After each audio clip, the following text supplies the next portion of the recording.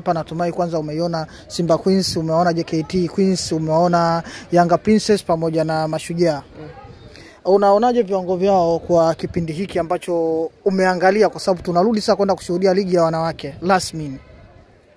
Kwanza nimeshuhudia maingizo mapya, namna ambavyo wamekuwa na impact, lakini mengine yakiwa ni kama najitafuta kuweza kuthibitisha wao ni wachezaji wa namna gani. Lakini tukirudi kwenye mchezo wenyewe, kwa maana finali Simba dhidi ya JKT Queens, kitu ambacho nimekiona ni ubora ambao JKT Queens alikuwa nao kwenye mchezo wa leo. Moja kati ya kitu ambacho alifanikiwa ni nidhamu ya kiuchezaji. Hakutaka kupishana na Simba kwa sababu alijua kwa aina wachezaji ambao anao inawezekana akafanya chochote ndani ya dakika yoyote, lakini alichokifanya ni kumwachia Simba muda mwingi acheze mpira. Lakini ulikuwa unaona nyakati bora ambazo alikuwa nazo pale ambapo anapata mipira, uwezo wake wa kuweza kutumia wachezaji wa pembeni ulikwenda kumnufaisha. Nafikiri mchezaji ambaye amebuka kama Shujaa na inawezekana ndo amefanya mechi akaigawanya mechi katikati ni Winifrida, kwa maana alikuwa anacheza winga ya pembeni, jezi namba 24.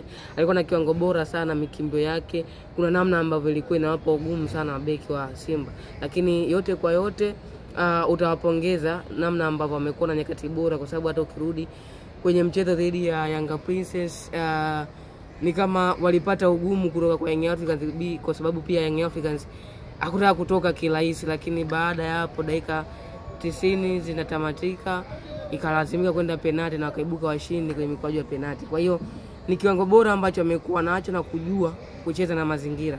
Kitu ambacho wako nacho ni kuwa na idadi kubwa ya wachezaji ambao umri wao ni mdogo. Kwa hiyo kuna urahisi wao kuweza kutimiza majukumu yao kwa sababu ya muunganiko pia ambao wako nao kwa muda mrefu.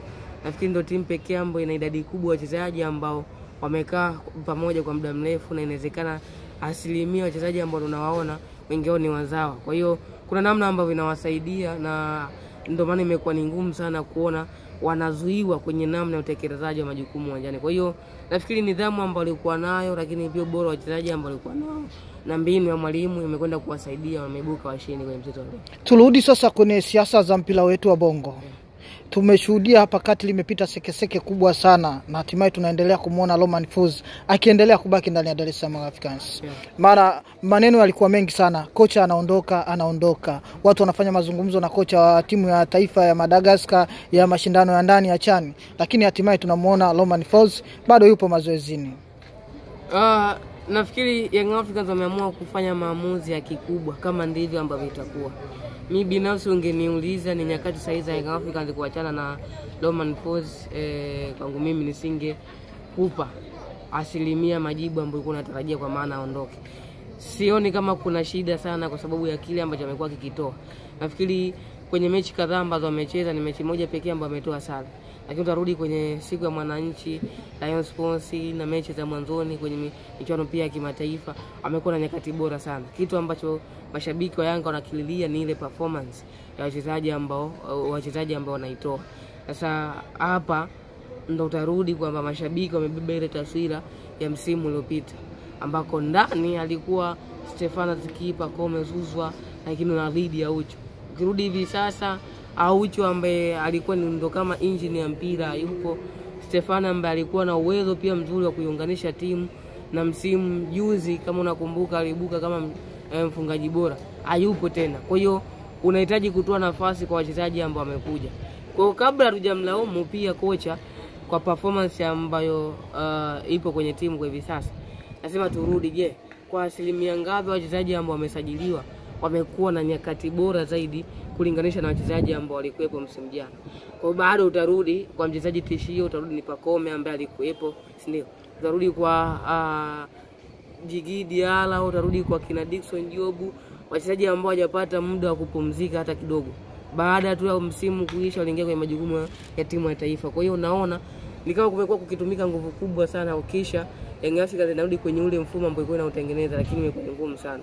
Lakini pia ukumbuke huyu ni kocha mwingine, kwa hata falsafa na machaguo ya wachezaji yanakuwa yanabadilika kulingana na mbinu za mwalimu, namna ambavyo anataka timu yake icheze. Kwa hiyo bado ni mapema sana, kwa sababu hadi hivi sasa mechi ambazo zimechezwa uwezo ukapima ubora wa mwalimu. Kama timu inashinda, tubaki kwanza pale ambapo timu inashinda.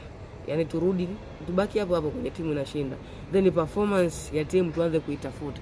Ukirudi kwenye historia ya Young Africans na Mbeya City, sio tu huyu kocha ambaye ametoa sare. Yanga ziko nyakati amedondosha alama Mbeya City.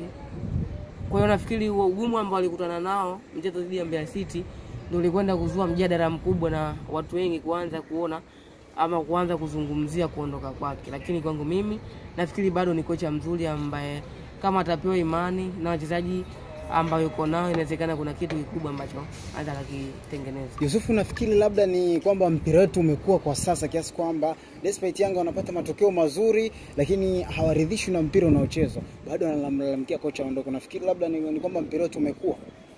Sifikiri kama ni matumizi sahihi ya kuzungumza kwamba mpira umekuwa. Mpira ambao umekuwa tunaangalia kwenye pande zote, upande wa positive na negative.